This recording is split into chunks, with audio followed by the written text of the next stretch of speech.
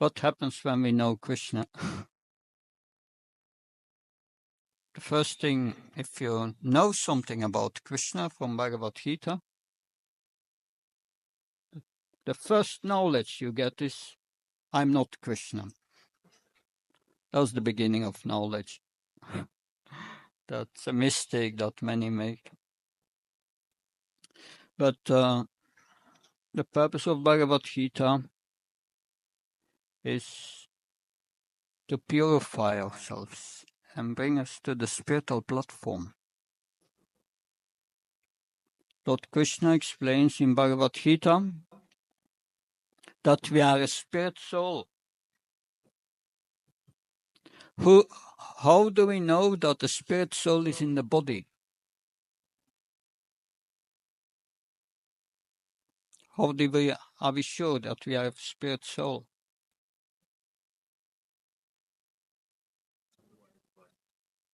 Otherwise the body is dead. But what is the soul then? What keeps it alive?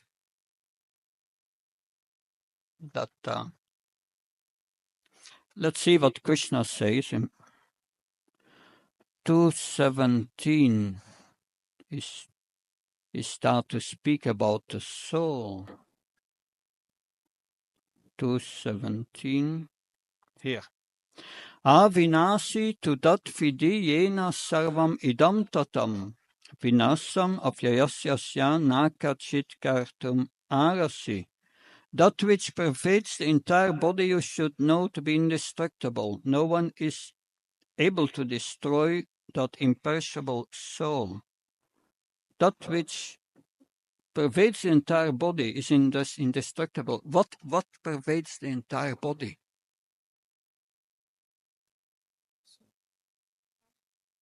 Soul consciousness. Yeah, that. Krishna answers in Bhagavad Gita. You want to know what Krishna says? 13. Chapter 13. 35, 34, 34. Yata prakashir, yata prakasayatyeka, Krishnam lokam imam Ravi. Ravi. What's Ravi? Those from India? The sun, yeah. Kshatram kshatri tata Krishnam prakashayate Bharata. Bharata, son of Bharat. Today you cannot use India anymore, it's Bharat. O son of Bharat, as the sun alone illuminates all this universe, so does the living entity, one within the body, illuminate the entire body by consciousness. So that's what all pervading in the body is consciousness, Krishna says. So consciousness comes from the soul. Where is the soul in the body? You? Me? Yes, that's where you are. There is a soul. Intuitively, we go like this. The soul is there.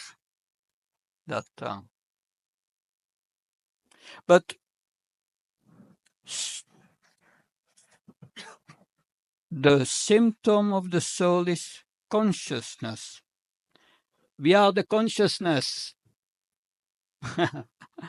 We are a spirit soul, we are the consciousness. That's the only thing you have, consciousness. All the rest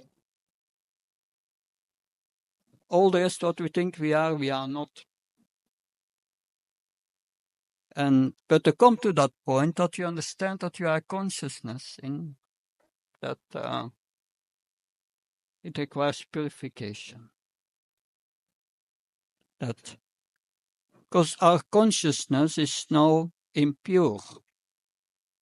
Impure consciousness means you think you are the body. And that there's a lot of problems, because the body has a lot of problems, and we think it's our body. We think it's our mind. But it's not our mind. We are the consciousness. We are not the mind. Difficult to understand. Most people cannot get it. It requires purification. And once the consciousness is purified, you have no problems anymore. Because you understand I'm not a body. You have realized that all these relationships and all these things in this world, it has no meaning. It's temporary. That and Krishna says, what does he say about this soul? Krishna says in the second chapter, one who takes birth has to die. Well, is that a belief? We believe we will die? Or is it a fact? It's a fact. Then Krishna says that one who dies has to take birth again. It's also a fact. So we had previous lives. And in previous lives, we had also many relationships and problems. So many issues. And family, relatives, that so many issues. In this life, are we still concerned about them? Our family in our previous life? That is become a serious problem in this life, our family in our previous life? No, it has no meaning. What has meaning is the life of the soul. That so Krishna gives us Bhagavad Gita to purify our consciousness. And if our consciousness becomes purified, we become happy. And we don't take birth again. We go to the eternal realm, the spiritual realm. And spiritual realm is characterized by Sat Chit Ananda. It's eternal, full of knowledge and bliss. Factually, we are also now full of knowledge and bliss, but it's covered by these bodies, and these bodies is just the opposite. It's asat, it's temporary asat. That and knowledge, everyone thinks is the body. Everyone is mad. Thinks that I'm the body, something I'm not. Such and then Ananda, no Ananda, no bliss, only suffering. So in this verse of today, that was the introduction. Otherwise, Bhagavad Gita has so many verses, and then if we don't understand the context, because this verse speaks about purification, what has to be purified? Now you know it's the consciousness, right? But, okay, 5:11 was it?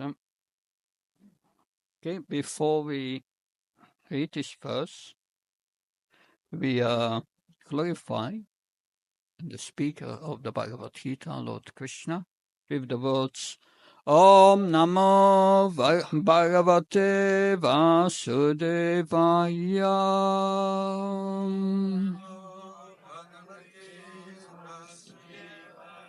Om Namo Bhagavate Vasudevaya.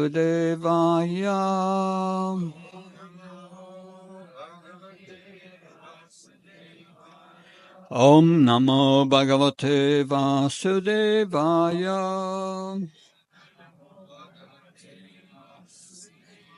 So we can repeat.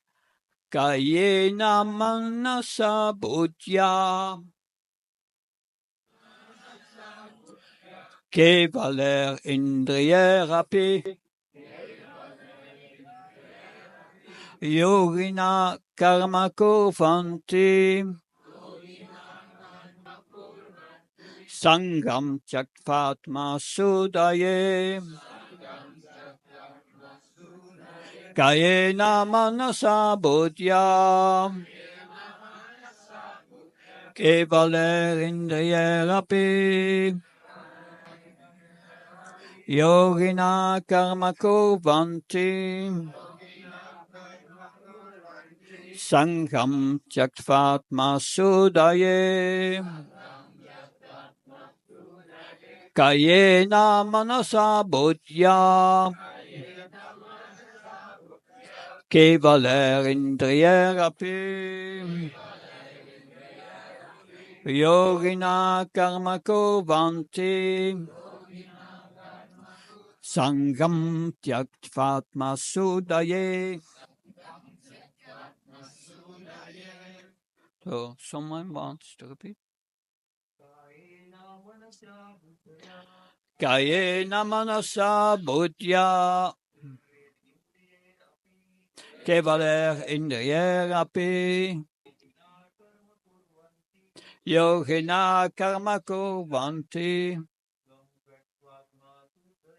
Sangam Tyaktvatma Sudaye. Someone else? One of the ladies, yeah? So Kayena Manasa Buddhya Kevalerindriyerapi Yogina Karma Kurvanti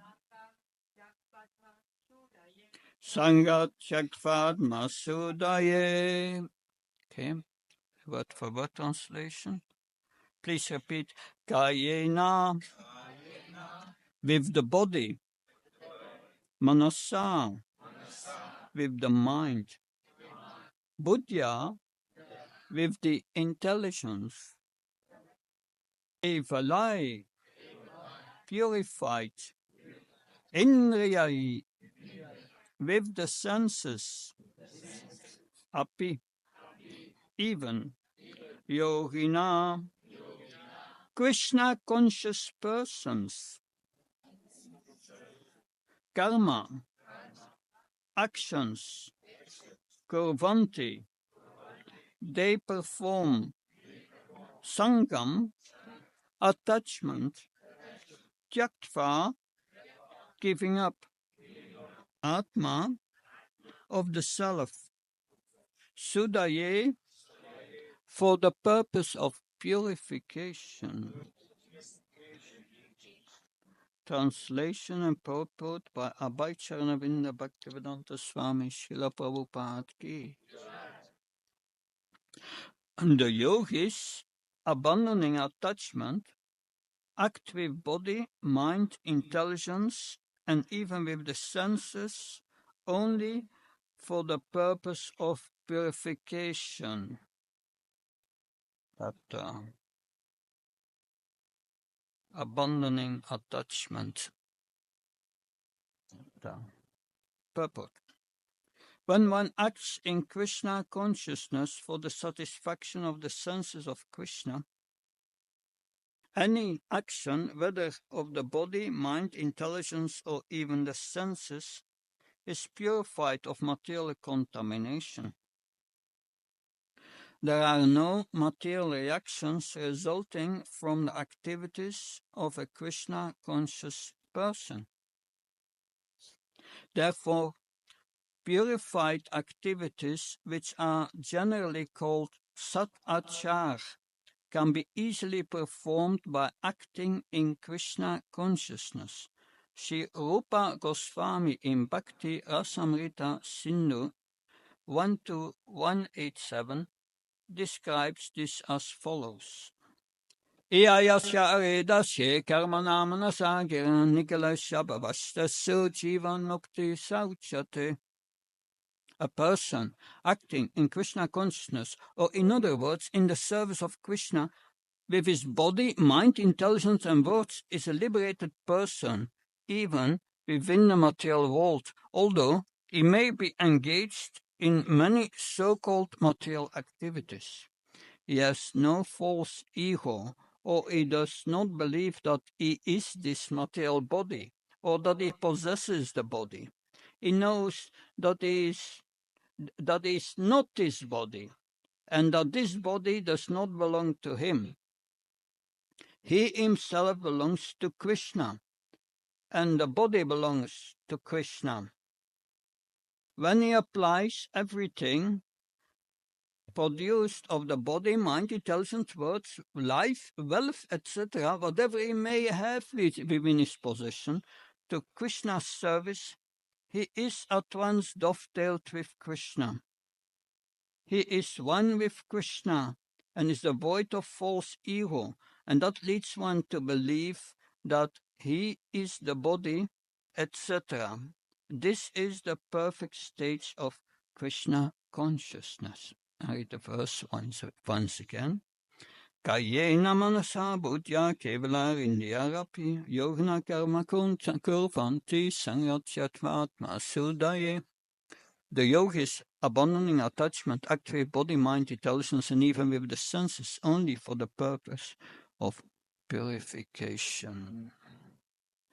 Om Ajnana Timrandasya Chananjala Shalakaya Shakshun Militam Yena Tasmai Shri Gurave Namah Shitchaitanya Manobishtam Stapatam Yena Bhutale Svamrupakadamyam Dadati Svapadantikam Vandeham Shio Shiyuda Padakamalam Shirum Vaishnavam Sham Shirupam Jagajatam Saganaragnatam Vitam Tam Sajivam Sadvaitam Savadutam Pajanasaitam Sri Krishna Chaitanya Devam Shri Radha Krishna Padan Saganalita Shivishakam Vitam Sham He Krishna Karuna Sindhu Dino Bando Jatpate Gopesha Gopka Kanta Radha Kanta Namastate Tapta Kanchana Gaurangi Radhe Vrindavaneshvare Vishabhanu Sutadevi Pranamama Hari Priye Pankha Kalptrubhisha Kripa Sinubhisha Padnam Pavanabhyo Vaishnabhyo Namo Namah Jaya Shri Krishna Chaitanya Prabhu Nityananda Shri Advaita Gadadhar Shiva Sati Gaura Bhaktavinda Hare Krishna, Krishna Krishna, Hare Hare, Hare Rama, Rama Rama, Hare Hare. Namam Vishnu Padaya Krishna Vistaya Bhutale Shrimati Bhakti Vedanta Swami Tinamani Namaste Saraswata Devi Gauravani Pacharani Nirvishesha Shunyavadi Paskachai Dasatarani Srila Prabhupada Ki. So this is the method for purification is described in this verse. You use your body, mind and words in the service of Krishna. When you do that, you will become purified. Is that a very difficult thing to do? Who thinks it's very difficult?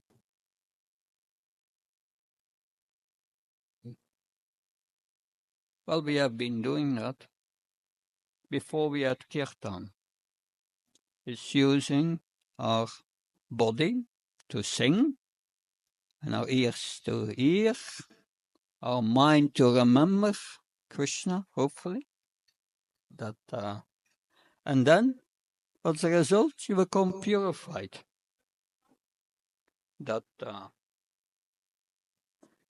One may say, I don't feel anything. But the purification goes not so quick. The slow process of devotional service. Because in the beginning, we don't have the right attitude. And that's a problem. And that if we don't have the right attitude, that's called offensive. So it's important to understand what's the right attitude for chanting, to have this chanting having effect. Of course, chanting is not the only process. We are worshipping the deity. That's also using our body, mind, senses in the service of Krishna. And then we are going to honor prasad, eat spiritual food. We are also using the body, and that's also purifying. So every Sunday when you come here is a big purification. That and when you become purified, then gradually you start to think, who am I? What am I doing here? Why am I suffering? That's the beginning of the intelligence that comes just by doing kirtan. That the purification of the heart start. That, and then it's mentioned here in the purport. Then you start to understand. I'm a spirit soul. I'm the consciousness in this body. That I'm the consciousness in this body, and this body doesn't belong to me. It's Krishna's energy. It belongs to Krishna. And the soul belongs also to Krishna. It's also Krishna's energy, a different energy. The soul is spiritual. The body is material. That so some purification start to take place. But factually, the purification is a process with stages. When we chant the holy name, then the chanting of the holy name has 3 stages. Sri Krishna Chaitanya, who is Krishna himself, had appointed Haridas Thakur as a namacharya of the holy name. He was chanting 300,000 holy names every day. That's a lot. It took him 22 hours and a half every day. And half hour he was eating a little, and 1 hour for sleeping and taking a bath. And then he was again chanting. That you cannot imitate that. He was on the spiritual platform. Spiritual platform, what does it mean? What did we say in the beginning? What's the pure spiritual platform? Pure consciousness. So if our consciousness is impure, what's the impurity in our consciousness? How does your consciousness become contaminated?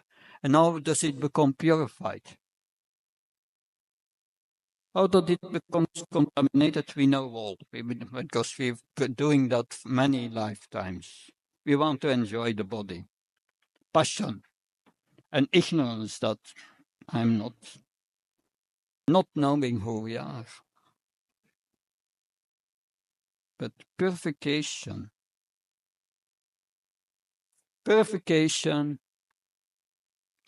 means that we get rid of our misconceptions. That the misconception of misidentifying with the body. What's according to Bhagavad Gita the cause that we are identifying with the body? You know what's the cause?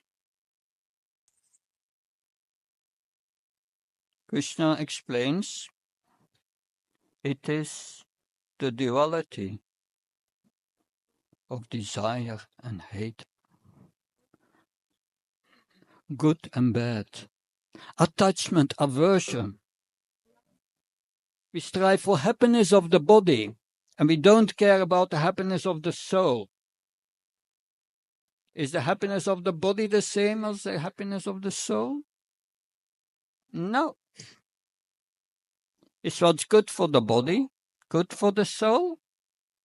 No. It's what's bad for the body, bad for the soul. It requires a lot of education. We know mostly what's good for the body and bad for the body. At least we think. But anyway, just healthy eating. It's a whole lesson. That. But what's good for the soul? What's bad for the soul? That is very important. This duality of good and bad, that attachment and aversion,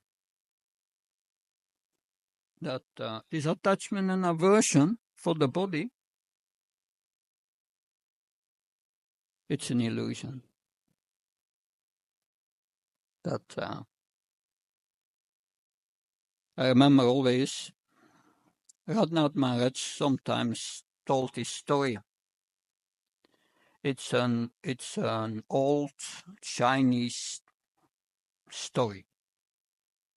It was in the time of the old China, was a little village.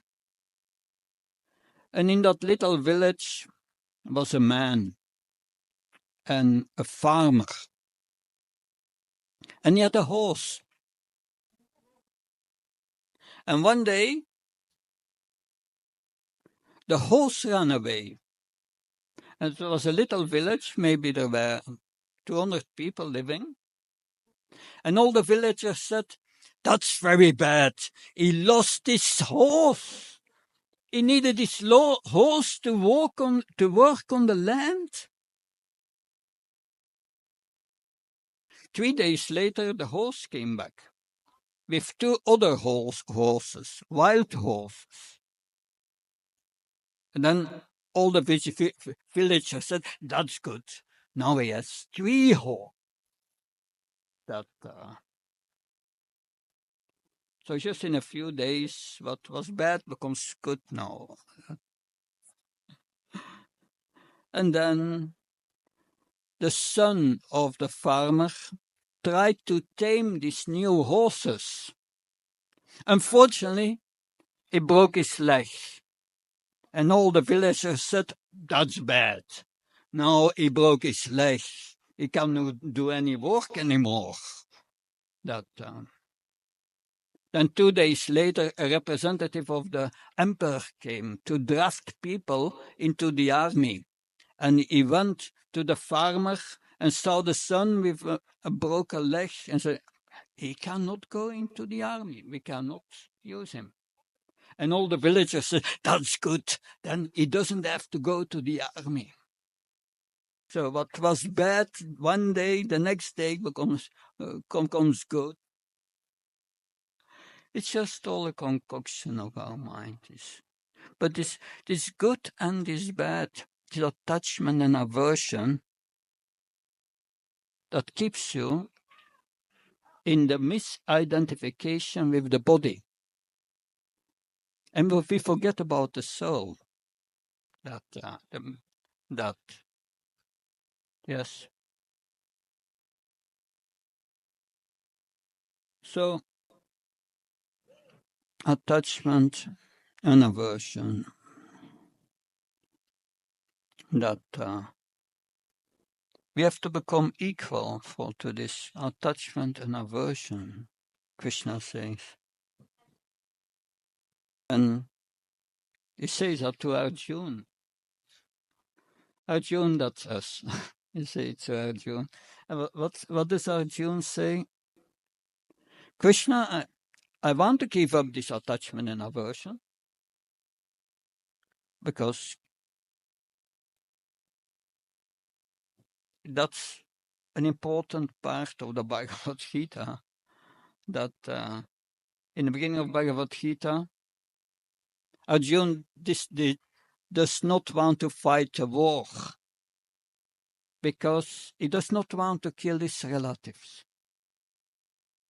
But all these relatives on the other side, they are criminals.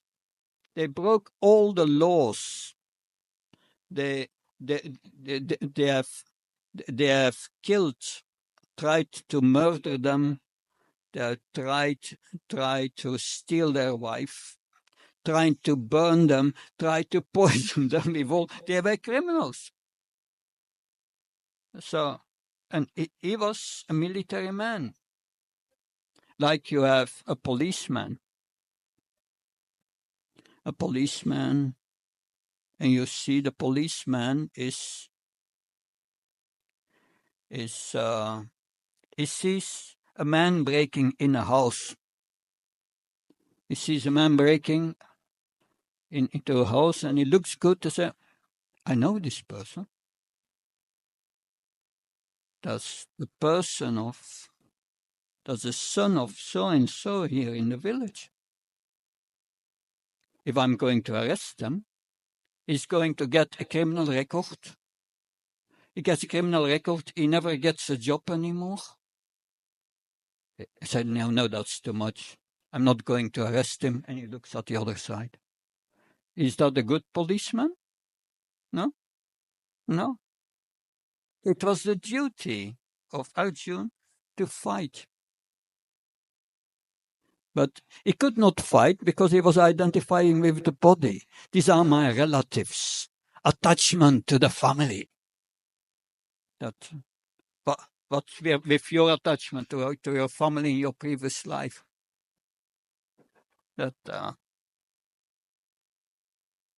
Serious. Are you still concerned with them?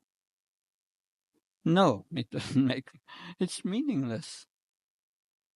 We are concerned with a temporary situation, but not with the eternal soul. It's madness. And that's called by disattachment and aversion.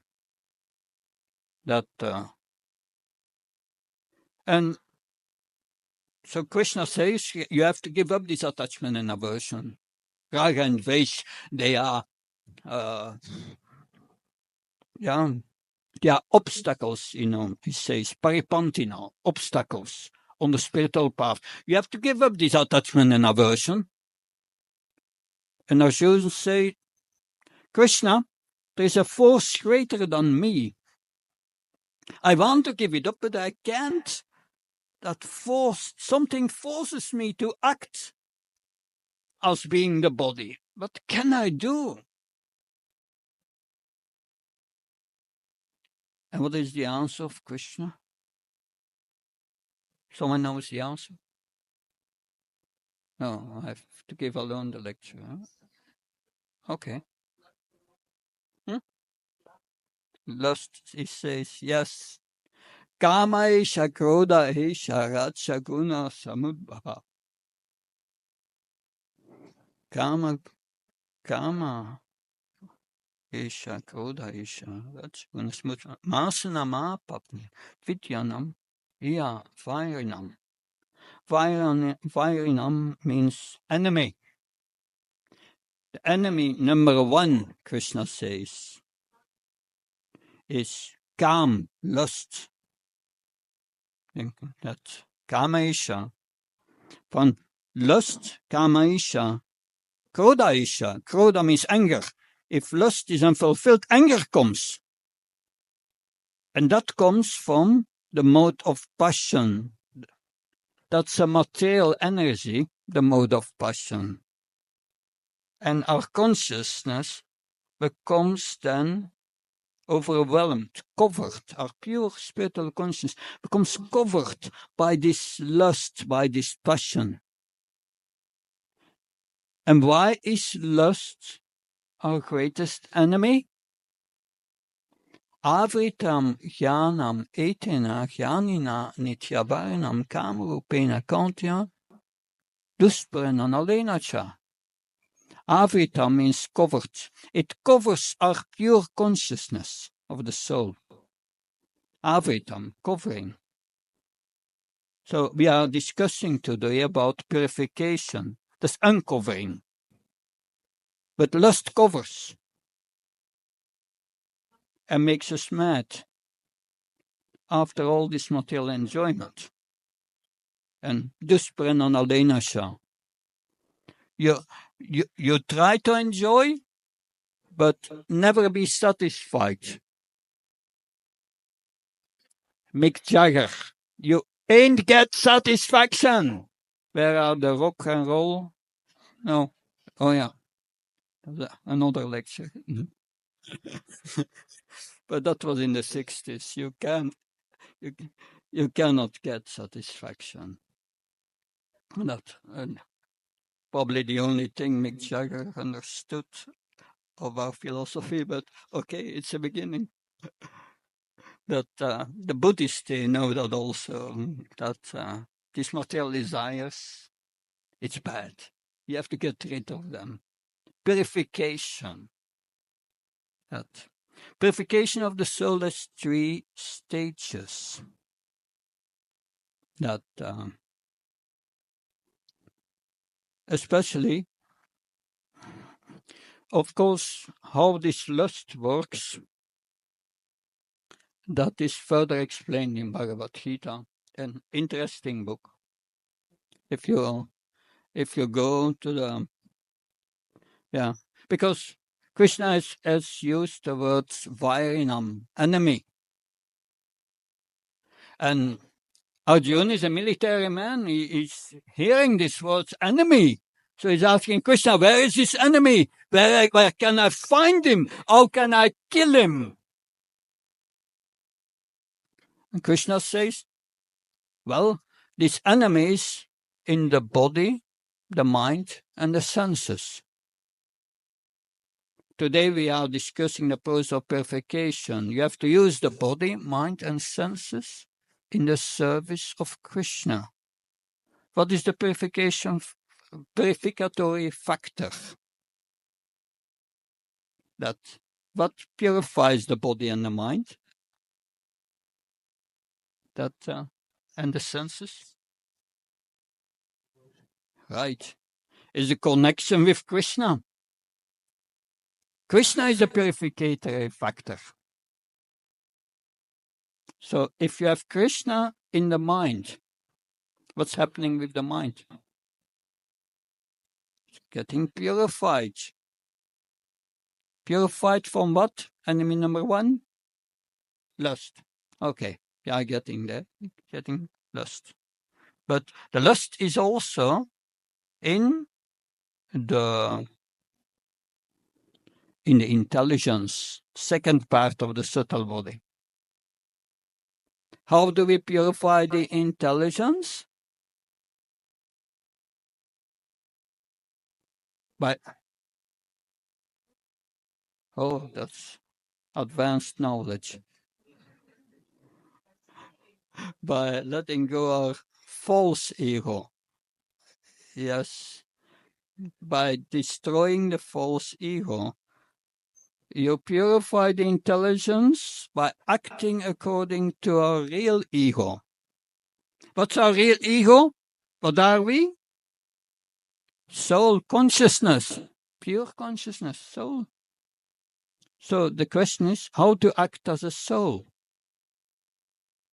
So that knowledge, how to act as a soul, is called transcendental knowledge. Transcendental knowledge, how to act as a soul. We are used to act as the body, but acting as a soul. This verse today explains how to act as a soul. You use always your body, mind, and senses in the service of Krishna. And that's what Srila Prabhupada his entire life did, using his body, mind, and senses in the service of Krishna. Because that is the position of the soul. The soul is a part and parcel of Krishna. It's a part of Krishna. Krishna says in Bhagavad Gita 15:7, Mamaivam sho shivedoku Shiva Bhuta Sanatana. He says the spirit souls are small spiritual sparks of me, and are eternal and separated. Eternal and separated. Means we can never become Krishna. We are eternally separated. So small. And what is the symptom of this soul? Consciousness. And this consciousness can be connected with the spiritual energy or with the material energy. We connect with the spiritual energy, the soul, if the consciousness is connected with Krishna. A person who connects the soul, his consciousness with Krishna, is called in the Bhagavad Gita a Mahatma. One who knows Mahatmanas tu mam parta devim pragati ashrita.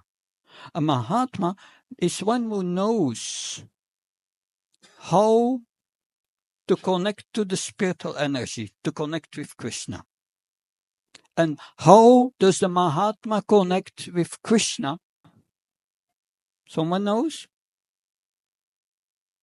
This is verse 9:13. Mahatmas tu mamparta. In the next verse, 9:14, Krishna explains how to connect with Krishna. Someone knows? Satatam kirtayantamam yatanta sadritam vrita. That's satatam means always. Kirtan, always kirtan, always glorifying the Supreme Lord. By hearing about Krishna, by speaking about Krishna, we connect with Krishna. If you hear Bhagavad Gita, you connect with Krishna. And it purifies your intelligence. That as long as you are connected, you are becoming purified. You go out of the temple and you forget everything. Mostly it's like that. Illusory energy is very strong. It's Krishna says, Mama Maya Durajaya. My material energy is very difficult to overcome. But Mamevaye Prapachante Mayamevam Tarantite. But one who has surrendered unto me can easily cross beyond it. What does surrender means to Krishna? That surrender to Krishna means following his instructions. And Krishna wants us to connect with this material, spiritual energy. So we must know how to connect with the spiritual energy and with the material energy. Can I go till 5? Off? Okay. Yeah. So connecting with the spiritual energy, we do by using body, mind, and words in the service of Krishna. When you do kirtan, your body does kirtan, sing. Your mind is engaged in this transcendental vibration, and your senses also. Then you are acting as a Mahatma. Now, maybe not yet a Mahatma, but you are acting as a Mahatma. That's a good beginning. Like if we act with body, mind, and senses, that's the beginning. And if you do that always, you are liberated. But you must do it always. Someone asked Srila Prabhupada, and Prabhupada, how long does it take to become Krishna conscious? Prabhupada said, a moment. Just a moment. You just have to desire to Krishna or thinking of Krishna, and you think of Krishna. But then the next moment, you must also do the same. And there is the problem, because our mind is not purified. The mind wants to do something else for the body and the mind, not for Krishna. And that is our impurity. So the first stage is we are in the impure stage, offensive stage. Because if you act with the body for your own sense gratification, it's offensive. Why? Because everything belongs to Krishna, not to you. And because everything belongs to Krishna, everything is for his pleasure. Because it belongs to him. Therefore, if you say I'm going to detach myself from my wife, for my children, for my family, for my house, I give it up. But then, what does it mean? You are a fool, that's all. Like you go to the neighbor's house and you tell to the or you say to the neighbor, I detach myself from your house, but it's not yours. Can you detach yourself from give something up which is not yours? No, it means we are all fools. Now I said the truth. Someone asked one of my spiritual master, Bhujam Prabhu, are you a self-realized soul? And he said, yes. I realized I'm a complete fool. So that's what we have to realize. We are complete fools. And then that's the beginning of your Krishna consciousness. Then you understand I'm in difficulty. I have to purify myself, but it's so difficult. So you have then in that mode, when you chant in that mode, and you chant his holy name, in the mood of a baby crying for the mother. And you cry out to help for Krishna, please help me. I know now I'm a fool. That I'm in this material world because I wanted to take your position, thinking that's mine for my enjoyment. In that humble position, you have no sense for proprietorship anymore. You don't want honor. You become humble, tolerant. So to come in this mood requires a big amount of transcendental knowledge. That tolerant. Well, what does it mean, tolerant? That tolerating what you don't want. That's mostly tolerant. That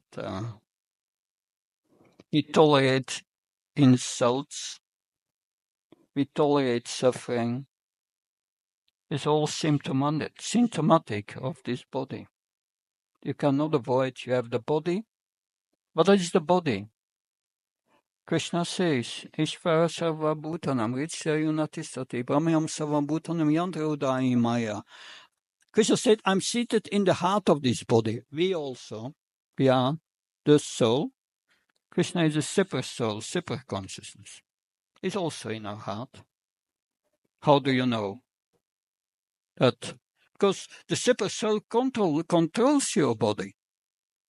It controls your heartbeat. It's controlling your digestion. Krishna says, Sarvasham Ritisam Vishtam Matashmiti Anamapamsa. For me comes remembrance and always forgetfulness. Whatever you forget, no, it's Krishna. That it gives you all this according to your actions in your previous lives. That so we don't have to complain about the suffering. The suffering, the fault lies in us. It are just reactions of our own actions in previous lives. If one understands that, you become humble. Humility is the beginning of spiritual life. If one is not humble, this chanting will not have much effect on you. A little effect. Not. But this knowledge is required to come out, to give up our offensive mentality. And what's the right mood to chant? Lord Chaitanya is Krishna himself who brought us this holy name as a process for this age. And he says, Trinata Pisunichna, Tarora Visaisna, Amana Manadana Kirtani Asadari, Nadanam, Najanam, Nasundarim, Kavata Vashi, Hisekame, Mamacha Mamam, Chamamishpare, Bhavata Bhaktira Haitakit Fai. You should be more humble than a straw in the street, more tolerant than a tree. You should be devoid of all prestige and be ready to give honor to others. You should not desire any wealth in this world, just what you need. That's okay. Any wealth, no relationship with the opposite sex. Don't desire that, then you go to hell. And then one should not desire followers or prestige. One should even not desire liberation. Just want to serve Krishna. So that's the point. This material world is a prison. And we are in the prison house. Well, factually, this prison house, factually everything is the kingdom of God. So also this material world is the kingdom of God. That's the good news. The bad news is we are in the prison section of the kingdom of God. That's where we are. When you are in the prison, you want to get out. And Krishna says, to get out of the prison, you must surrender to me. You must follow my instructions. And what are my instructions? The essence of his instructions. He repeats this twice in Bhagavad Gita. Man mano, think of me. And if you always think of Krishna, you will realize that you are a part of Krishna, spirit soul. And then Bhava Mad Bhakto, then you become Krishna's servant. Krishna's devotee. And what does Krishna's devotee do? Madhyayi. He serves Krishna by chanting the holy names, by deity worship, by offering food to Krishna and then taking that food. It's all Madhyayi. Mam Namaskar, and we offer respect to Krishna. Offering respect means not thinking this is mine for my enjoyment. No, we are in the prison house, and we should come in that humble mood and then chant the holy names of Krishna. And then Krishna will deliver you from this prison and brings you back to our home.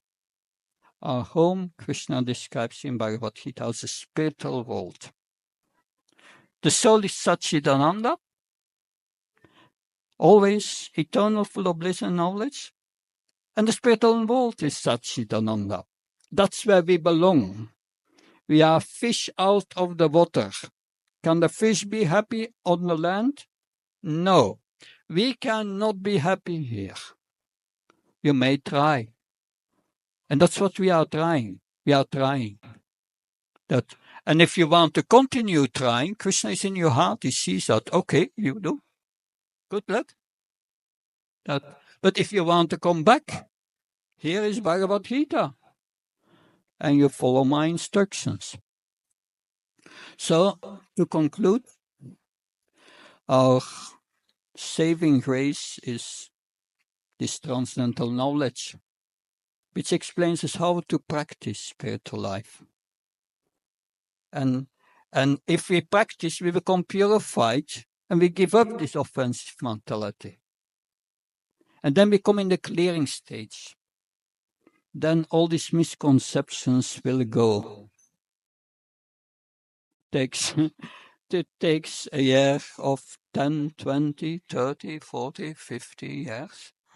But when you are through it, you identify with the soul, not as the body. You are liberated. But how can you know that you are making spiritual advancement, that you could become purified? Is that difficult to know? How do you know you become purified?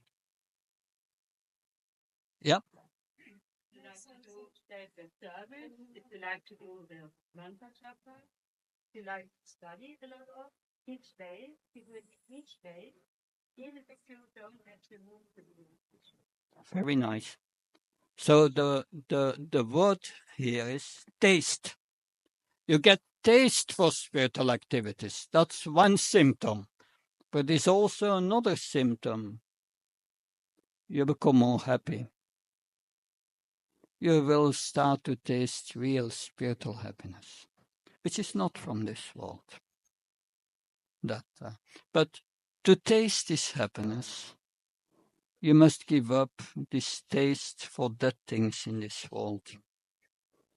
That taste for material enjoyment or enjoyment of the body. And that's purification. But that will come if we just gradually perform this devotional service. More and more taste will come. Thank you very much. Any question, comment?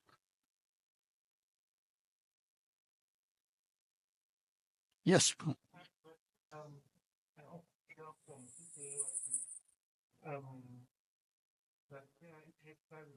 Yeah.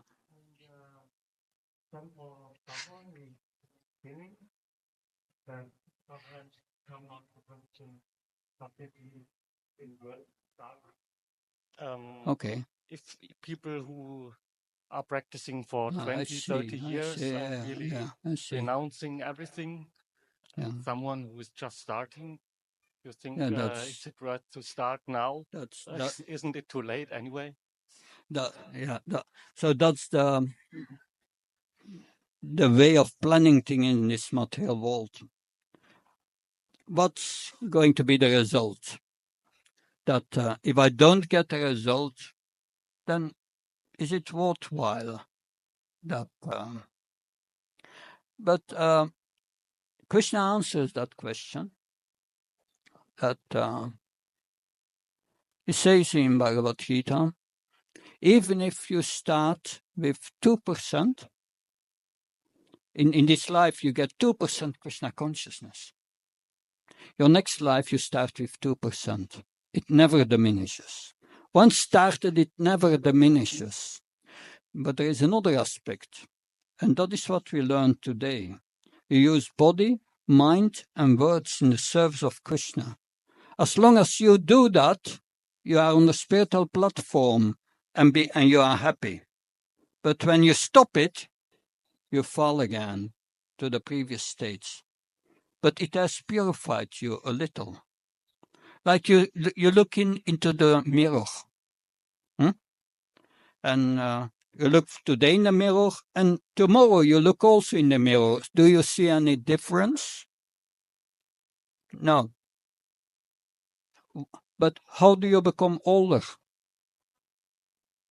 You have changed by that one day, but you can't see it. And I can tell you, I'm practicing 35 years. That still a few lifetimes to go, but anyway, 35 years is something. But I'm still a fool, but not a fool I was 35 years ago. Then I was completely crazy. Now I made some advancement. Like I can tell you, 35 years ago, someone said something nasty to me.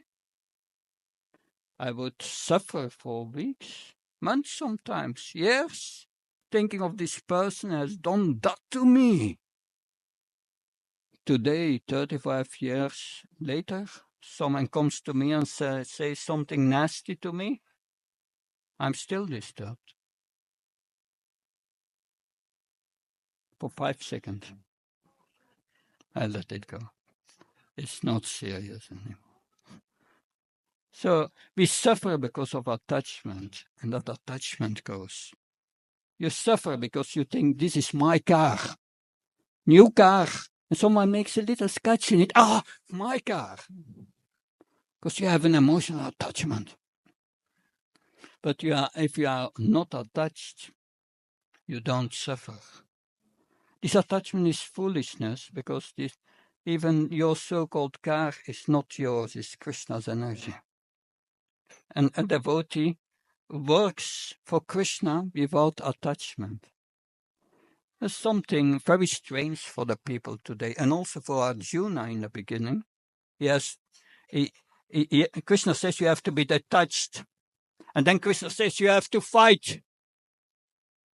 So Arjuna says, should I become detached to the forest, give everything up? Or should I fight? But it doesn't, and in the beginning it doesn't get that he has to fight without attachment. You have to combine those. And that's Krishna consciousness.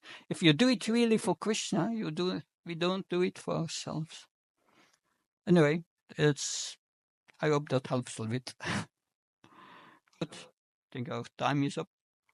Yeah, it's time for Gaur Arti, the next program. Hare Krishna.